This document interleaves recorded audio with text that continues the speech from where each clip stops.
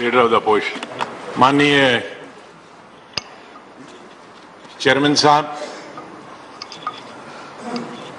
मैं आपको अपनी तरफ से और हमारे साथियों की तरफ से आपको बहुत ही हार्दिक बधाई देता हूं। भारत के नए उपराष्ट्रपति बनने पर और इस हमारे सदन के और हमारे राज्यसभा के चेयरमैन बनने पर विशेष रूप से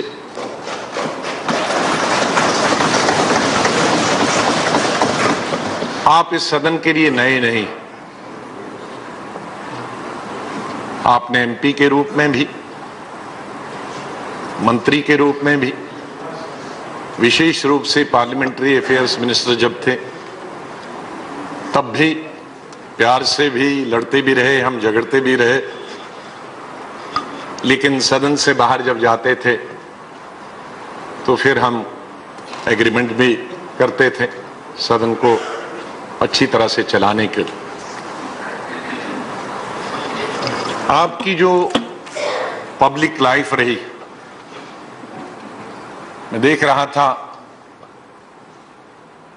स्टूडेंट लाइफ से लेकर यूथ ऑर्गेनाइजेशन से लेकर अपनी पेरेंट पार्टी में जो आपने काम किया उसकी वजह से जो आपका नाम, और एक बार तो आप राष्ट्रीय स्तर के अपनी पार्टी के अध्यक्ष भी बने, लेकिन आप उन चंद लोगों में हैं जो नीचे से आए, जमीन से आए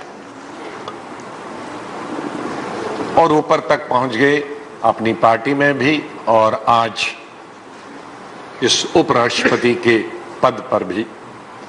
ये किसी भी व्यक्ति के लिए और उनके चाहने वाले लोगों के लिए, बल्कि दूसरी पार्टियों के लिए भी जो निष्ठा से काम करते हैं अपने अपने दलों में, अपने अपनी पार्टियों में।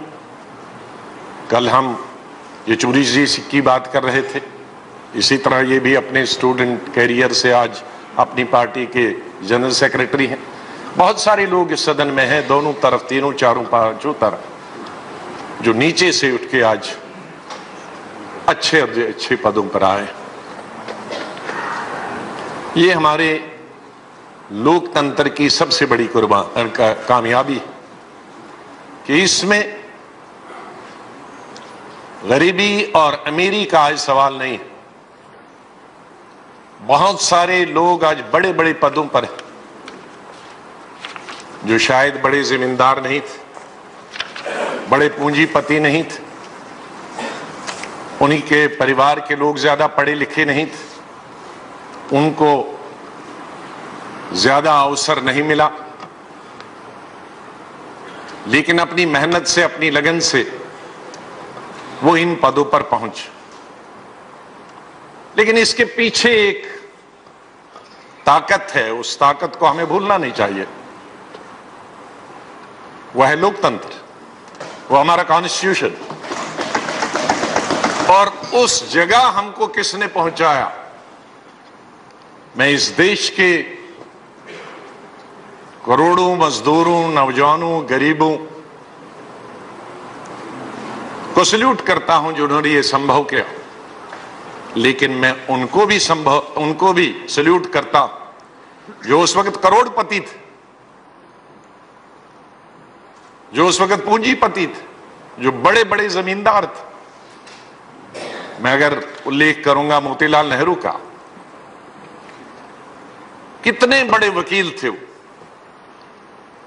मेरे ख्याल में आज के हिसाब से उस रुपए को अगर हम तब्दील करेंगे तो शायद 7-8 करोड़ रुपया, 10 करोड़ एक दिन का बनता। मैं गांधी जी की फैमिली बैकग्राउंड बहुत अच्छी थी,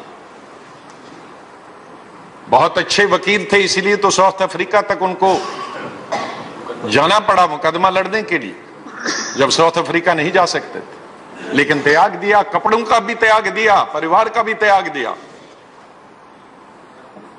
तो इस देश में वो उनको भी आज हमने भूलना नहीं चाहिए कि जिन्होंने, जो संपन्न थे, पढ़े लिखे थे, उन्होंने देश की आजादी के लिए अपने आप को कुर्बान किया, अपनी दौलत को कुर्बान किया, अपने बच्चों को कुर्बान किया, अपने परिवार को कुर्बान किया।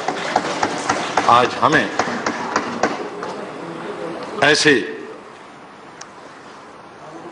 लोगों पर, चाहे वो गांधी जी हो,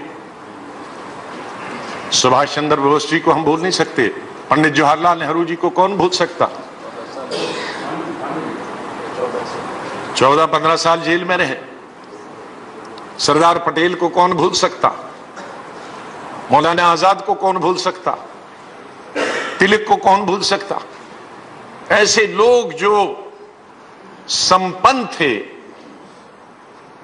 और उन्होंने देश के लिए कुर्बानी दी, सब कुछ छोड़ दिया और हमें एक ऐसा संविधान दिया कि आज हमको ये तमाम चीजें, आज इस देश का राष्ट्रपति, उपराष्ट्रपति, प्रधानमंत्री, जज, सुप्रीम कोर्ट जज, आर्मी जनरल, कोई भी बन सकता है। मैं आज उन सबको सैल्यूट करता हूं। सर, जिंदगी में, इंसान के जीवन में वही इंसान को कई रूप धारण करना पड़ता। जब संगठन में होते हैं तो आप एक पॉलिटिकल पार्टी, चाहे उधर के हों या इधर के हों, एक पॉलिटिकल पार्टी के साथ चिपके होते हैं और अपनी पार्टी का जो व्यू पॉइंट है उसको लोगों तक पहुंचाने का पूरा प्रयास करते हैं। लेकिन जब वही आदमी, वही व्यक्ति पार्टी से हटकर मंत्रिमंडल में आ जाता है तो वो उसका बिल्कुल बदल जाता है, दृष्टिकोण बदल जाता है। उसको पार्टी का ख्याल भी रखना है, देश का भी ख्याल रखना है, विपक्ष का भी ख्याल रखना है और जो नॉन पार्टी पर्सन है उनका भी। फिर क्योंकि आपको काम करना, आप सिर्फ पार्टी का काम नहीं कर सकते हैं या अपने पार्टी के लोगों का ही काम नहीं कर सकते हैं, आपको हर व्यक्ति का काम करना। लेकिन एक तीसरा पद है जिस पद पे आज आप बैठे हैं, इसके लिए हम मुबारकबाद देता हूं, जिसके पीछे एक तराजू है और ये तराजू हमें बार बार जज हो, स्पीकर हो या चेयरमैन राज्यसभा, हमें याद दिलाता है जब हम कुर्सी पे बैठते हैं कि हम निष्पक्ष हैं, आप नो पार्टी पर्सन। बल्कि मैं कहूंगा कि उस वक्त इंसान का जज हो या ऐसे पद हो, इंसान सिर्फ इंसान रहता है, उसका धर्म उसके मन में होता है, लेकिन न्याय करते वक्त न उसका धर्म होता है न पार्टी होती है। ये जगह पे आज आपको अल्लाह ने नवाजा है। बहुत कम लोग ऐसे हैं खुशकिस्मत जिनको ऐसी जगहें मिलती हैं, ऐसा पद मिलता है जहां इंसाफ होता, और वो इंसाफ करने का आज आपको मौका मिला है। हम आपकी लंबी आयु की कामना करते हैं, सेहत रहें, स्वस्थ रहें और ये सदन अच्छी तरह से चले। और माननीय प्रधानमंत्री जी ने अच्छी बात रात को कही थी, उनको मैं बधाई उसके लिए, क्योंकि बहुत सारे लोग कल इस सदन में भी और वहां भी बता रहे थे कि जो परंपराएं यहाँ कोई भी चेयरमैन छोड़ के जाता है, तो पीएम साहब ने कहा था कि वे लीडर्स इसलिए भी याद दिलाते हैं कि अगले वाले को वो उन परंपराओं पे चलना है और उसमें इम्प्रूव करना है। यह हमारे सदन में एक जो परंपरा रही है, आपने देखी है हमेशा, एमपी के रूप में भी, मंत्री के रूप में भी, कि आजादी है हर इंसान को, हर पार्टी को बोलने की, हर व्यक्ति को बोलने की, उसको अकोमोडेट करने की, उसको एडजस्ट करने की। और यही तो जगह है। आप मैदान में, फील्ड में आप नारे दे सकते हैं, गालियां दे सकते हैं, लेकिन आप कुछ नहीं कर सकते। लेकिन हमारे संविधान ने हमको ये एक फोरम दिया है कि जहां पब्लिक के रिप्रेजेंटेटिव्स, वो डायरेक्टली इलेक्ट के होके आए या इनडायरेक्टली, और इनडायरेक्टली जिस तरह से इस सदन की धारणा बनाई गई है, ये इनडायरेक्ट, बल्कि मैं कहूंगा डायरेक्ट वालों का रिप्रेजेंटेटिव है। हमारे जो एमएलए चुन के आते हैं उनको देश के करोड़ों लोग चुन के भेजते हैं। दे सकते हैं लेकिन आप कुछ नहीं कर सकते। लेकिन हमारे संविधान ने हमको ये एक फोरम दिया है कि जहां पब्लिक के रिप्रेजेंटेटिव्स वो डायरेक्टली इलेक्ट के होके आए या इनडायरेक्टली, और इनडायरेक्टली जिस तरह से इस सदन की धारणा बनाई गई है ये इनडायरेक्ट, बल्कि मैं कहूंगा डायरेक्ट वालों का रिप्रेजेंटेटिव है। हमारे जो एमएलए चुन के आते हैं उनको देश के करोड़ों लोग चुन के भेजते हैं और वो हमें वापस यहां चुन के भेज देते हैं। तो हम दो लोगों को रिप्रेजेंट करते हैं, उन एमएलएज को भी रिप्रेजेंट करते हैं और उन एमएलएज को जिन करोड़ों लोगों ने चुन के दिया है उनको भी इनडायरेक्टली हम रिप्रेजेंट करते हैं। तो इस हमारी हाउस की जो जिम्मेदारी है मैं समझता हूं कि डबल है। उस हाउस की जिम्मेदारी पब्लिक की है, हमारी जिम्मेदारी पब्लिक की भी है, और जो स्टेट में लेजिस्लेचर्स हैं उनकी जिम्मेदारी है। तो इसलिए इसका जो इंपॉर्टेंस है उसको किसी तरह से कम नहीं होना चाहिए।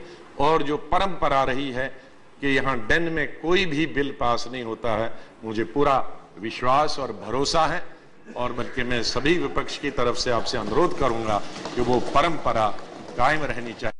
इसी के साथ मैं आपको एक दफा बहुत हार्दिक बधाई देना हूं। बहुत बहुत धन्यवाद।